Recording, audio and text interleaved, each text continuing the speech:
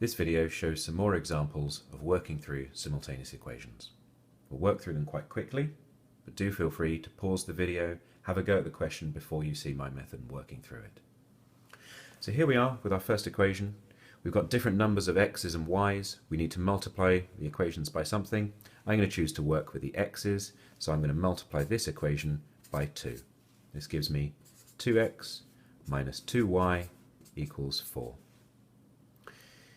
I'm going to be working with this equation and that one, so to make life a little bit easier, I'm just going to write that one again underneath so that I've got the two equations next to each other that I'm working from. So now, here, I'm going to need to do a subtraction, either this line take away that line, or that one take away that one. It really doesn't matter which way around you do it. I'm going to do the bottom line take away the top line, simply because that will leave me a positive number on the right. So 2x take away 2x, disappears. 3y minus 2y is 5y. Do be careful with that. 9 minus 4 is 5. 5y equals 5. Divide both sides by 5 and you get y is 1. Using this value, substitute it into one of your original two equations. I'm going to choose this one, it's a little bit simpler. X take away our value of y equals 2, gives us x equals 3. Nice and straightforward. Another example question. Here again, we don't have the same numbers in front of the x's or the y's. We're going to need to multiply by something. There's no convenient number to multiply one equation by, so I'm going to multiply both. I'm going to choose to work with the y's, so I'm going to multiply this top one by 5 and the bottom one by 3. That's going to give me 15y here and 15y there. So for the first equation, multiplying by 5, 25x plus 15y equals 5. For this one, 21x plus 15y equals 3. Now I'm going to do a subtraction because these both have the same sign in front of them. 25x take away 21x is 4x. 15y take away 15y disappears. 5 take away 3 is 2. X equals 2 divided by 4, or a half. Take that value, substitute it into one of your original equations. Let's choose the top one. 5 times our x value of a half plus 3y equals 1. So this is, let's write it as 5 over 2 plus 3y equals 1. 3y equals 1 minus 5 over 2, which is minus 3 over 2. And so we've got, let's come over into this space here, 3y equals minus 3 over 2, giving us y equals, divide both sides by 3, minus a half. So there's our x, and there's our y. We used the top equation to find the value of y, so we can take both of these values and substitute them in the bottom one to check that it works if we want to. 7 times a half, 7 over 2, plus 5 times y, so minus 5 over 2, which is 2 over 2, or 1, which was our original value.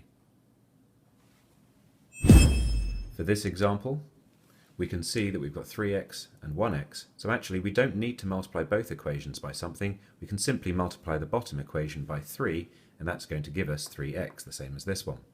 So multiplying this bottom one by 3, we get 3x plus 18y equals 36. I'm going to be working with this one and the top one, so I'm going to write them next to each other just to make life a little more convenient.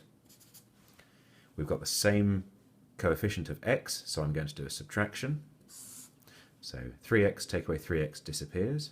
18y minus 4y is 22y. Again, be careful with those subtractions of negative numbers.